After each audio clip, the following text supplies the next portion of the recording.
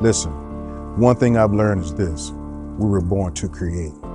Not just content, not just art, but life, hope, ideas, solutions. We were created by a creator to be creators. And every time you ignore that pull inside of you, every time you sit on your gifts, every time you say, no, I'll do it tomorrow, you're not just delaying your dreams. You're stepping out of alignment with what God put you here to do. God didn't give you imagination for decoration.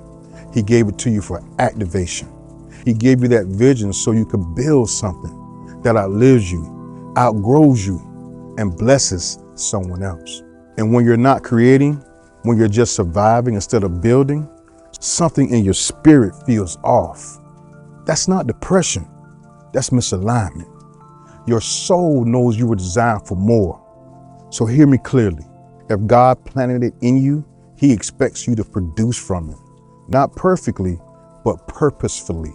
So here's what I want you to do. Start the podcast, write the book, make the video, launch the business, tell your story. Do the thing that's been sitting on your heart for years.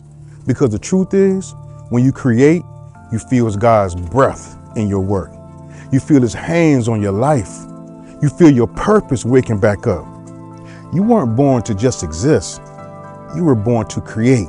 So get up, get aligned, and get to building what God placed inside you. Your purpose is waiting on your obedience.